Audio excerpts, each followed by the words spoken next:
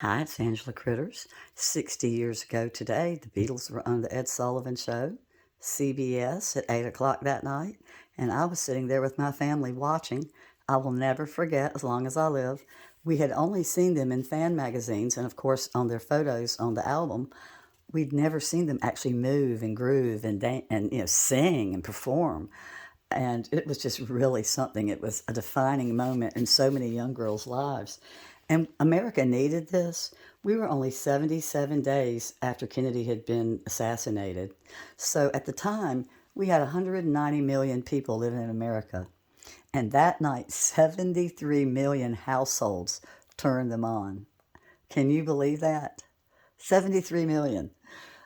I mean, that is just incredible. The biggest uh, audience that any musical group has ever had, ever. And these boys were up to the challenge. Look how cocky they were. They were so great. So within about 5 or 6 seconds, all of America was in love.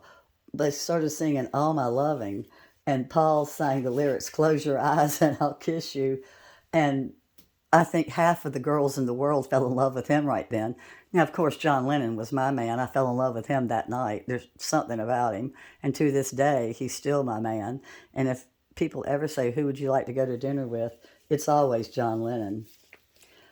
But so Ed Sullivan had heard about them and wasn't that impressed. So he and his wife were flying out of England on their way home to America, and they saw this young group of young men being like attacked by like 500 girls, and they found out that it was the Beatles fans waiting for them. They were coming back from performing in Germany or someplace, and it blew Ed Sullivan away. And he usually had magic acts and puppeteers, and there'll be like one music group, but the Beatles.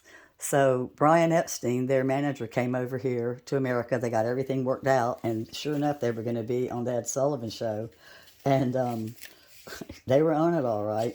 So that night, officially, Beatlemania was born. I mean, a lot of the girls in America already were crazy about the Beatles, but that was when the panties started getting thrown. Girls were hyperventilating and passing out.